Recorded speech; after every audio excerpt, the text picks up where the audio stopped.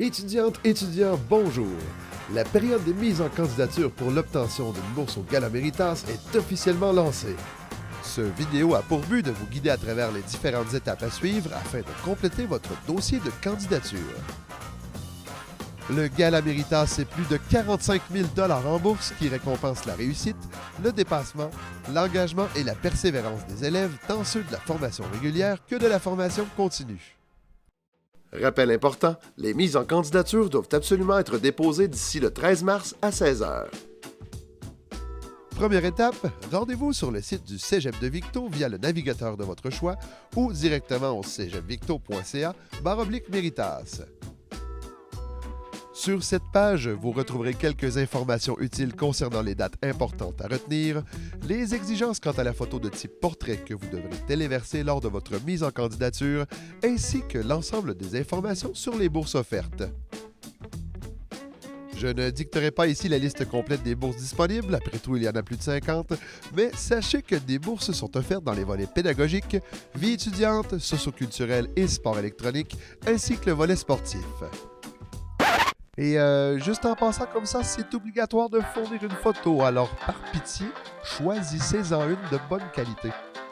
Cette photo sera utilisée dans la présentation PowerPoint diffusée le soir du gala.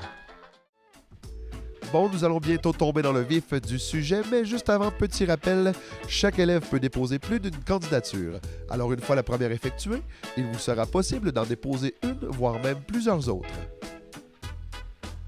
Tout d'abord, prenez bien le temps de consulter les différentes catégories de bourses afin de bien cibler celle sur laquelle ou celles sur lesquelles vous allez poser votre candidature. Je vous invite ensuite à cliquer sur le lien menant vers la description et les critères de sélection de la bourse afin de valider les critères d'évaluation, les exigences particulières et les documents à joindre à votre candidature. Une fois votre sélection effectuée, cliquez sur le bouton « Pose ta candidature », ce qui vous conduira vers la page de connexion où vous devrez vous identifier. Voyons maintenant comment procéder s'il s'agit de votre première inscription au gala. Cliquez sur le lien suivant afin d'ajouter votre profil au système. Assurez-vous d'avoir en main votre numéro de demande d'admission à 7 chiffres ou DA, ainsi que votre numéro d'assurance sociale. Ces informations serviront à confirmer votre identité. Il vous suffit ensuite d'y inscrire le mot de passe de votre choix que vous devrez confirmer. Entrez à nouveau vos informations de connexion afin d'accéder au site. Une fois connecté, vous verrez apparaître certaines de vos informations personnelles. Il est très important d'y entrer votre adresse courriel et votre numéro de téléphone. Prenez soin également de valider si l'adresse postale inscrite est valide et que votre numéro d'assurance sociale est bien le bon. Ces informations sont essentielles car pour toute bourse reçue, vous recevrez un relevé à joindre à votre rapport d'impôt de l'année suivante. Vous recevrez par la suite un courriel de confirmation contenant un lien cliquable afin de valider les ajouts faits à votre profil. Alors pour celles et ceux qui n'en sont pas à leur première mise en candidature pour le gala, inscrivez directement votre DA et votre mot de passe dans la boîte pour vous connecter.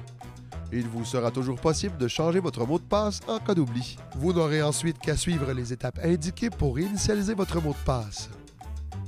Une fois sur votre page de profil, cliquez sur « Ajouter une candidature » afin de débuter le processus.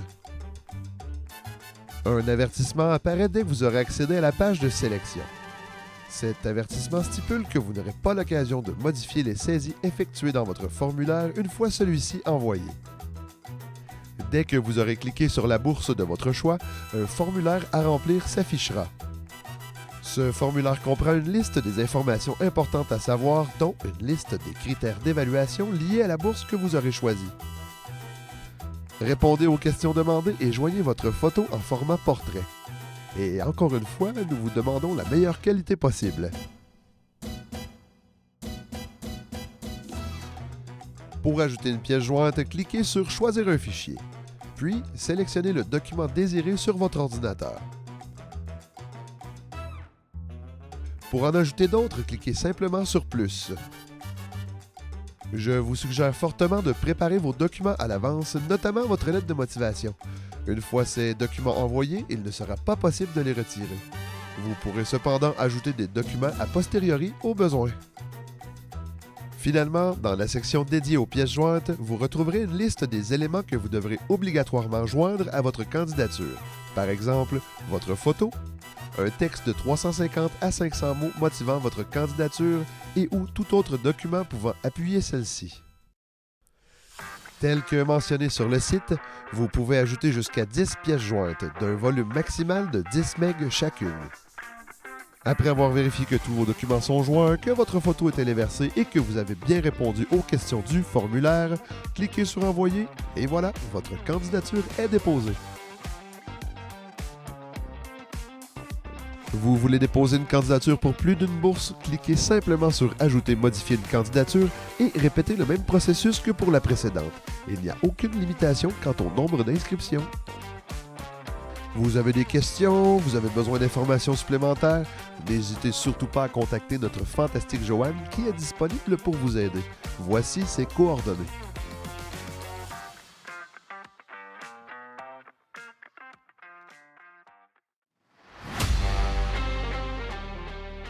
Cette vidéo est maintenant terminée. Merci pour votre attention et je vous souhaite la meilleure des chances pour l'obtention de votre ou de vos bourses.